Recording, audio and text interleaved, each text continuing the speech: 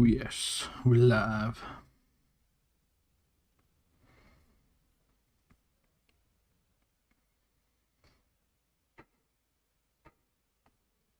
Cool. Alright, good morning. Good afternoon, wherever you are. Today, early stream, probably about, I want to say 30 minutes. We'll see how we go. Gotta get to work after this. It's gonna have my brekkie. I'm not gonna show you because it doesn't look great, but it tastes good. And some oats with Nutella and peanut butter and tea. Singapore breakfast. But we're gonna watch this video that I saw when I jumped on and slowly chip away at this stuff. So let's do it. The joy I get from painting is like no other joy on earth for me. Which is why I'm diving in head first. A lot of my paintings have dark undertones. Some of them are like warnings, things that I learned the hard way. Self-sabotage, being your own worst enemy. I wish I had that in mind like 10 years ago. I wish I knew that I was literally putting a wrench in my bike spokes on my own life, when all I had to do was wake up and make the right decisions. Painting does help me stay in the light. It's very therapeutic.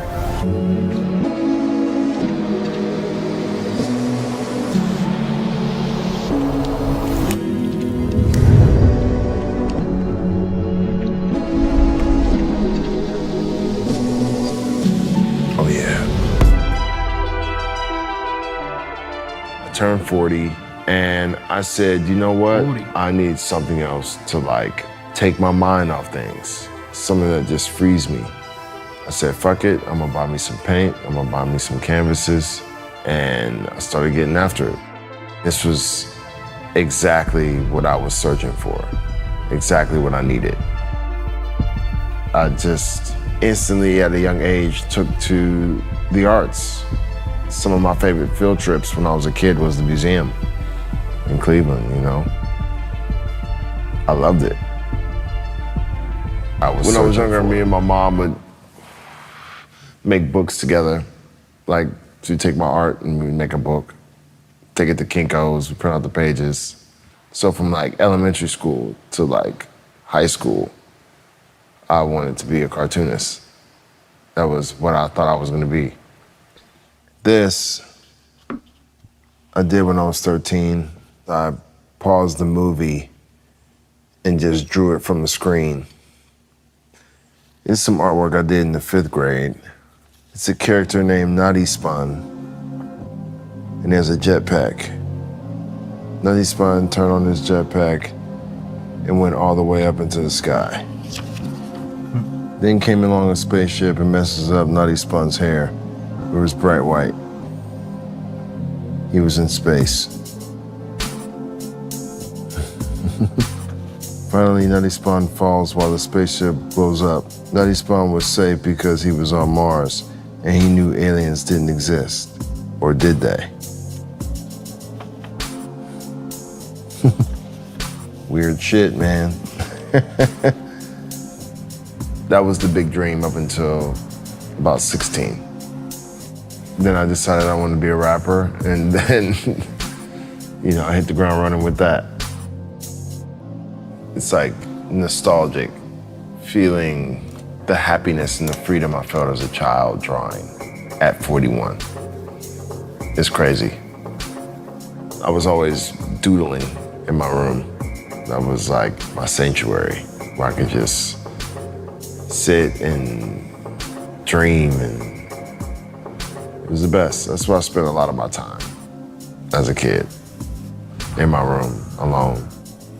It definitely feels like I'm in my childhood bedroom when I'm painting. It's nice. The subject matter that I'm really aiming for with my work is mostly the darkness. Oh man, dark thoughts. They'll find you if you let them in. They always know where to find you. It's kind of like the demons are chasing him. And there's a little evil demon that's like, ha ha ha, thinks it's funny. Thinks it's fucking funny. This is a reflection of my past, you know? This is like, the demons were always around me. It's pretty much the same juxtaposition I do with my music. Well, I have a lot of songs that sound really bright and upbeat, but the message is dark. You know what I mean? Like Day and Night. It was super melancholy, but it seemed fun. Or Pursuit of Happiness. Perfect example. That song, for sure. You know, like with me, I see things, I see sound and color. So Pursuit of Happiness is like bright pink, orange, yellow. But the subject matter is like a dark, like a black and a burgundy, you know?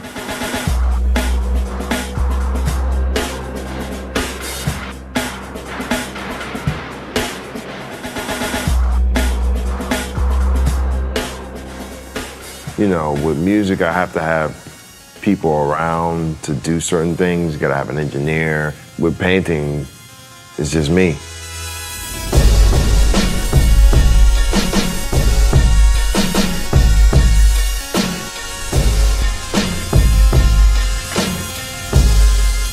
And being that I'm literally just starting out, you know, I need to explore as much as possible, you know?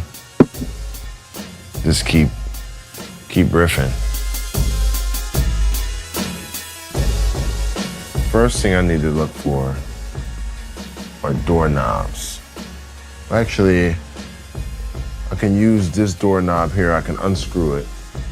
I'm at the antique spot, and I have an idea. I want to get this door and paint it. No, I could leave it as is. I don't have to paint all over this door. I think this is what's fire about it. It's kind of like has some life on it, you know? There's some shit in here, man. Oh yeah, get one of these.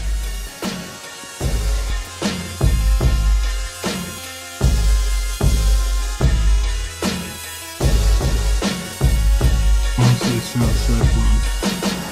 Hell yes.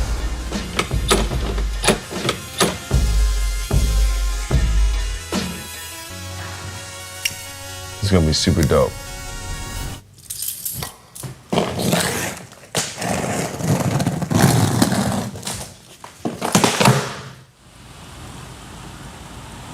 I'm not going by Kid Cudi for my art journey. I'll be going by Scotty Ramone, my first and middle name. I never really liked being called Scotty, so this is kind of weird that I'm going by this, but I feel like it represents the art really well. This is Max. This is the versus figure. War with yourself, you know, like what is that like? And I was like, oh man, it's almost like a version of you coming out of your body, like trying to kill you. Yeah, if you want to make someone suffer, you use a knife. It just seemed more brutal. You know, it's kind of like the cuts slowly kill you after a while. I usually put on some classical music. You know, I need something without words. I need something that like gives me a feeling.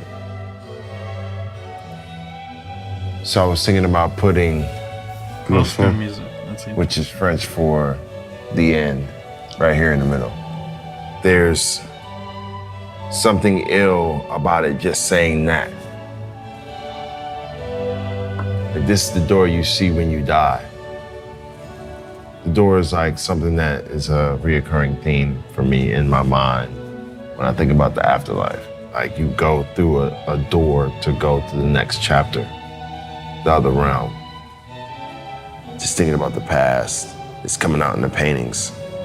I haven't been depressed in years, but let's say it happens, the art will reflect that. My colors might change. They'll be a lot more disturbing. I'm not looking forward to that at all. I'm hoping to stay in the light for quite some time, you know? Growing up, even through adulthood, especially once I became successful, a lot of the times I would look in the mirror and I would just go, who are you really? You know? Like, who is Scott Mescudi? Who is that person?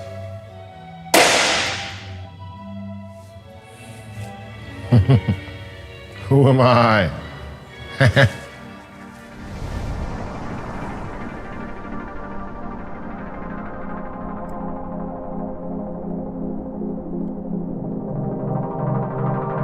like his art. Hey, baby Veda. Hi, Daddy. I got my little boo-boo. Nice. Wait, I'm gonna open it. Is yours pink too? I think so. I think I got the same one. It's so cute. You just getting home from a game? I just got a game, yeah. How'd it go? It went.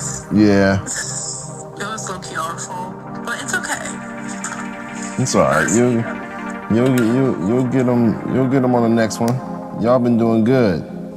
I had to get my GED in my senior year. I got kicked out. So I've always pushed my daughter to be the best she could be, and in all things that she does, school, sports, you know. As a kid, it's so important to dream because it sets the foundation for your future. And it's important to have parents that encourage dreaming. Some parents are just really fucking hard on their kids, and it's really sad that they don't allow their kids to spread their wings. I encourage Veda, I tell her all the time, you know, you can do literally anything you want to do. Like, you have powers, you are a part of me, and I have powers. So those powers got passed down to you. You are chosen.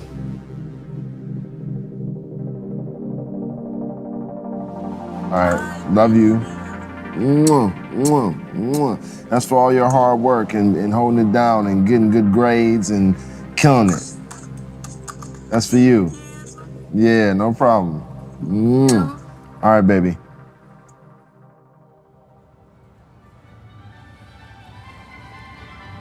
That's scary music. I still love that.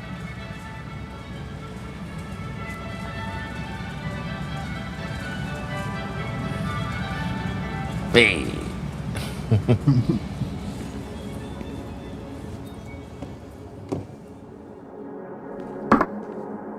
This one here is my first complete painting I've ever done. It's pretty dark, but I don't know. My paintings are warnings, you know, in some ways. It's like a two-part series. Like, there's this, and then there's verses down here. Similar vibes, same message, different imagery.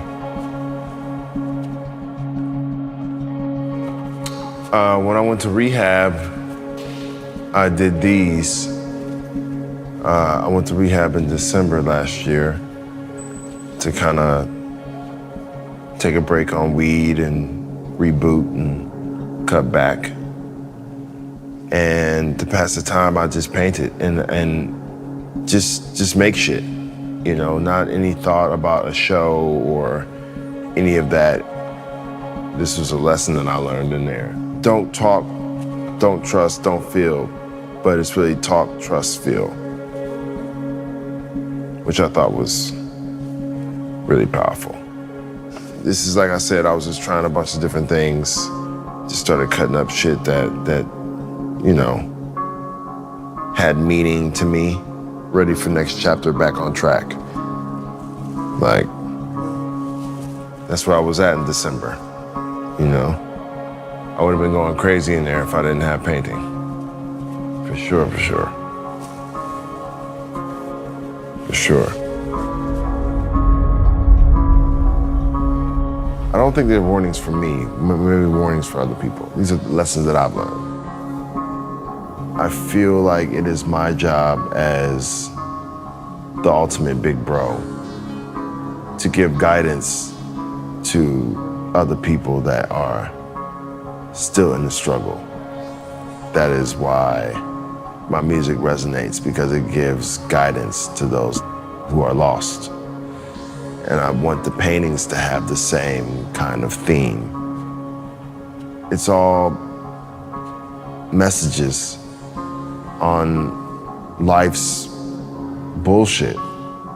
I feel like that's my duty. That's why I'm here.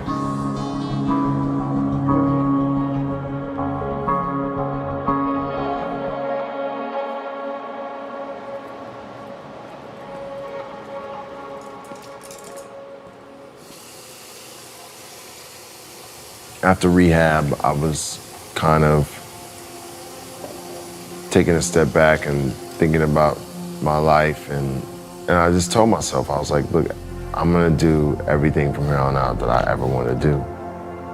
Like, I'm gonna be the illest version of myself I can be. I love looking at this painting, man. Yeah, this is my favorite. This is post the conversation I had with my mom about her telling me I should, you know, paint the light. Yeah, this is the first painting that day that was more, you know, positive. I am important, and it took me some time to see that. But I'm an important person on this planet. And I know that about myself now. And I spent years doubting myself. I could have been doing this shit years ago. I'm not doubting myself no more. I can do anything I put my mind to. I think we all feel like that sometimes.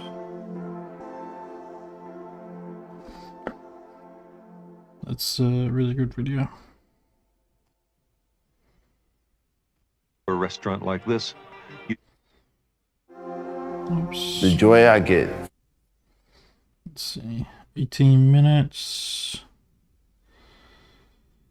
I wouldn't mind another one of those videos.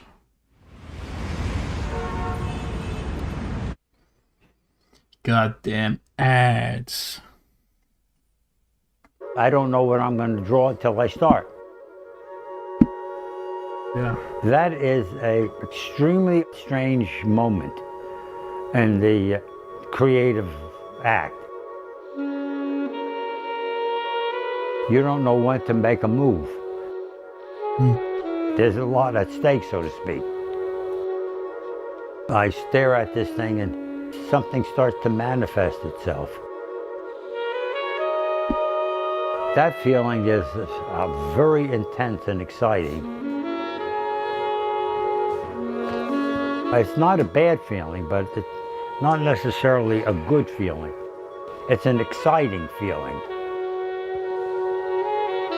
I say this, and I mean it. One tiny brushstroke, I wouldn't change.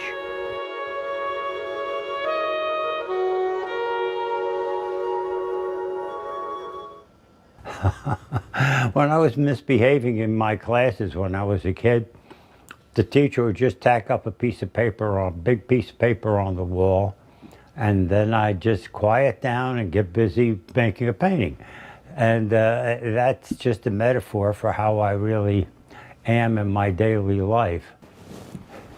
This is, I think, one of my very, very favorite paintings. The subject matter is, I find, extremely peculiar. Sometimes it feels like it's a stage play, and sometimes it feels like it's just a reality of people being frightened by an image in the garden out there. I don't see myself in this one at all. The human condition. That's what I deal with.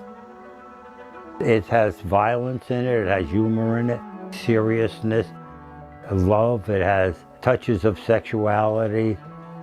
It has all the human characteristics.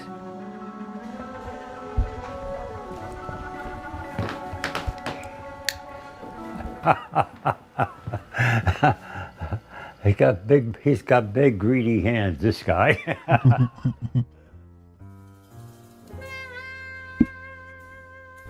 I probably was 17 or 18 years old. I lived in Newark, New Jersey, and I went down to a river. I never had any lessons or teaching, and I set up a little place to paint, and I painted a nice picture, and it's around somewhere, I don't know where, but I still have it. It was actually pretty good. I had a funny experience with it. I put it up with a bunch of the paintings that I painted in recent times, and there was a gal that came over. I said, well, which one of these do you like best? She pointed to the first one I ever painted. My first painting I ever sold in my life, I sold to the Newark Museum. This really startled me, and it startled my father. So from then on, instead of, look, my son's a doctor, it was, look, my son's an artist. So that changed everything around. I was drafted around 1944, 45, as soon as I turned 18. And I was in something called Intelligence and Reconnaissance. I got on the ship and I was headed for Japan. Well, right in the middle of the boat trip, the war ceased. The end of the war. Oh, was I happy. Whew. And the ship that I was on, and it went straight to the Philippine Island, and I was there for a year, and I had more damn fun. They didn't know what to do with me, so, you know, I was a musician, so they said, well, start up a band, we'll make all the arrangements. Well, the arrangements were practically nothing, I mean, except for the musical instrument. So I did a whole number there. I set up the band and I used all my talents. I made the stands for the musicians, and I got a sign painter and paint big, beautiful things on the walls. And the soldiers would be down below and we put on a show. So it was just a whole lot of fun. Incredible. Because my favorite people are jazz musicians. They have a kind of a personality that is very appealing to me. I started with clarinet. I was a serious clarinet player. I studied with the best teachers in New York. One day I was carrying a painting about 9 feet long, and the director of the Guggenheim Museum came down the street. As I remember, he already bought one of my paintings, so I knew him. But anyway, could you help me carry this painting up? Which was audacity beyond belief. No one would do that today. So he said, okay. So he helped me carry it up. And then he said, well, I carried it up, unwrap it, let me see it. So I unwrapped it and he bought it.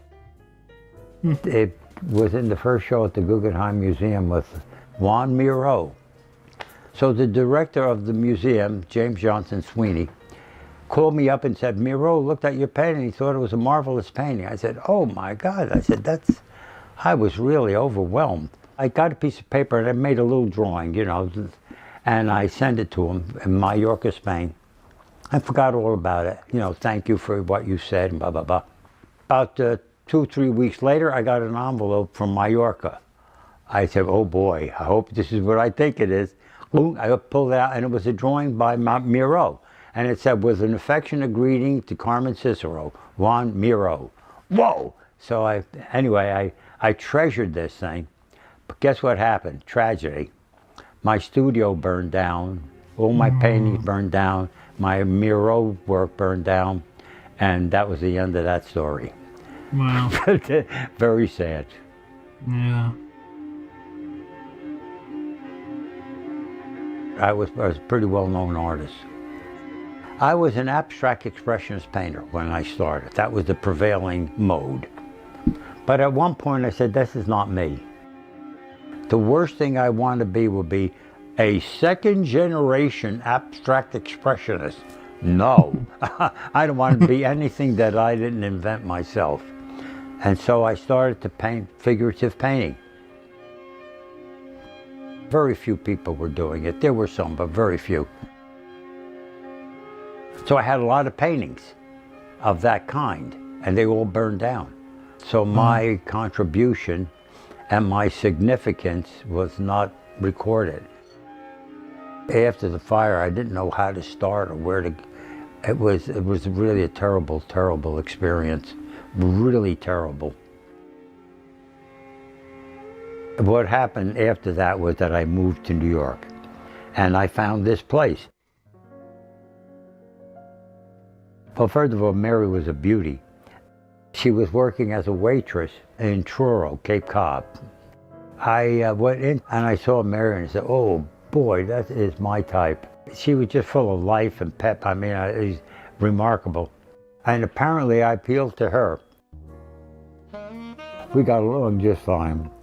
You know, from the first day on, it was almost just continuous. Ba ba ba ba, ba ba ba, la da da dee, la da da da da, ba da doo ba ba ba. Excuse me. Ba ba ba ba, body and soul. Ba da dee ba. Yeah, I first moved in with Carmen in 1979, and it was still raw here on the Bowery in those days. The whole place was empty, and there was no shades, windows, nothing. I thought people were looking in on me, although who the hell would look in and what are they going to see anyway? I looked out that window right there, which was open halfway, and there's a cat looking in at me. He was a nasty looking thing with an eye running and an ear chewed off. So I said, "Scat!" Wouldn't move. So I looked at that cat and I said, "It's a New York cat."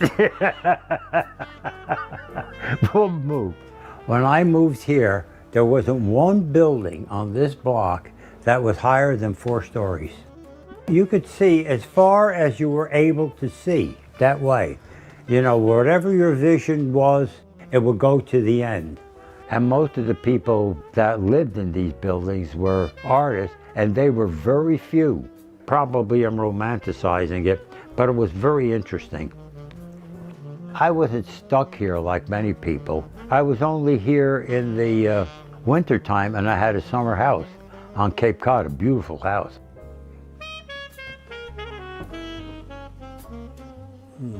This was a railroad station at one time. We still have the sign, and people waited right here for the trains to come. I remember coming up this road here a long, long time ago and seeing this house, which of course looked a whole lot different than it does now. It was pretty shabby. You know, we fix it a little bit every year. It just keeps getting nicer and nicer and more pleasant. A clairvoyant once, I went to see one, and she said, "Mr. Cicero, you lead a charmed life." And I think I actually do.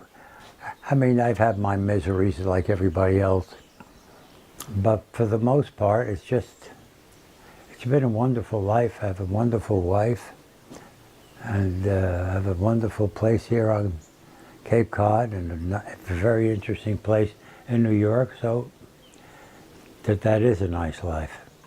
I think part of having a good life is to think about the future, because I just see a beautiful little red bird there. Anyway. You know, I'm 98. I'll be 99 in August. People tell me, "Oh, wow, you don't look it." Well, I mean, I don't look it, but I feel it. My birthday's on August the 14th. So I'll be 99 years old, August the 14th. And then the next year I'll be 100 years old. Unbelievable. I mean, it's just, the thought of it is, it's hard to explain. I don't know when I did it, but there it is. This is the first painting I ever made. I think it's pretty remarkable. That's the first time I ever painted, I got something like that.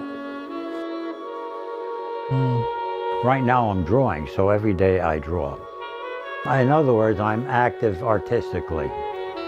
And I don't know how long it'll be that way, but some it's nice a curious speakers thing. there, I It's, see. You'll hear this said over and over and over by old people. Inside, I feel like I'm young. Well, that's the way I feel.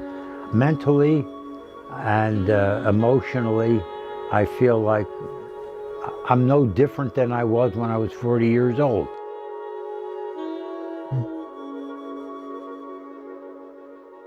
Picasso said, it took me 4 years to paint like Raphael and a lifetime to paint like a kid. It's the kids, when they work, it's just absolute, natural, unedified flow from inside to outside. When you look at it, you just instantly see that, that freedom. Here, I'll pretend that I'm playing. See if I can fool the audience.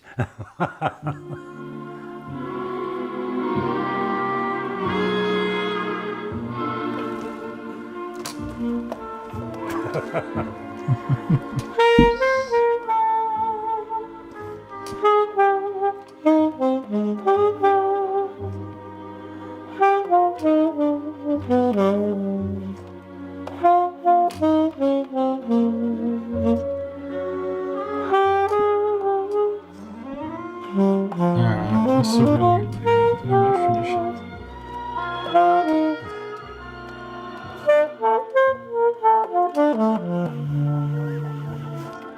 Well, like most artists, I'd like to be a well-known artist. I like to live a long time through my paintings. I'm like most artists. I'm delighted that I got this much, you know, from my work. I'm probably known nationally in the art world. Not by most people. Most people in the United States never heard of me. But in the art world, I think I'm known pretty much all over.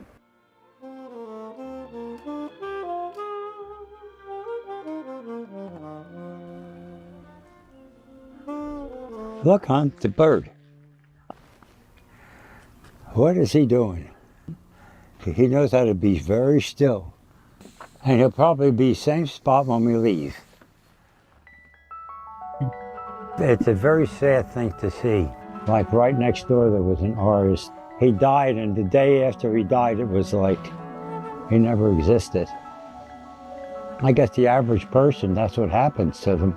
But for some reason I think painters and artists and people of people who want to go public in some way, they don't like the idea that they're going to die and disappear.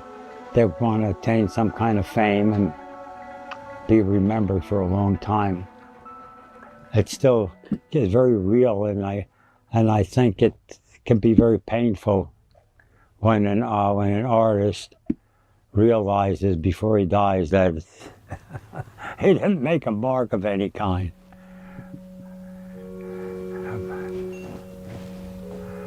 I guess I have nothing more to say on that point.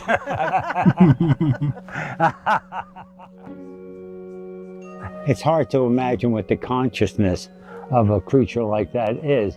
And we're looking at him and thinking to ourselves, he must be very lonely.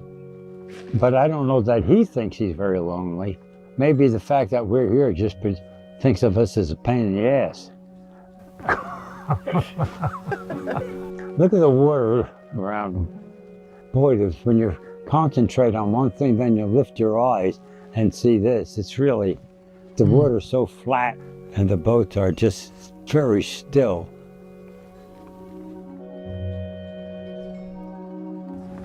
Right.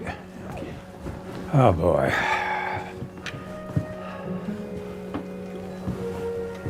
As you know, I don't like people talking about me, even when it's praising.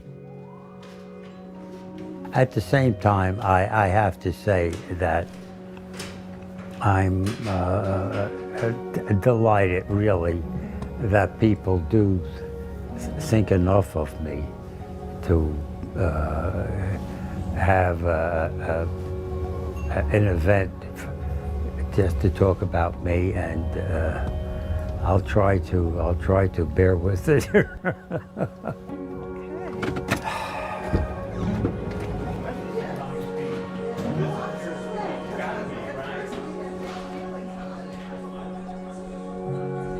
when I look at my life, I do feel that I was lucky.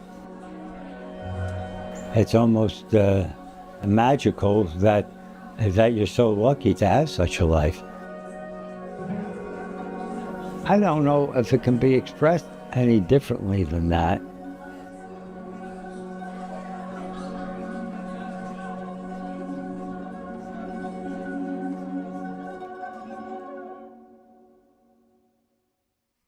That was a really good video. Hoshu Charows. Really good. Oh, he's got a photo book. Follow him on Instagram. Anyway, thank you very much for watching. A short and early one today, but we will see you again day 5 tomorrow. Peace and love.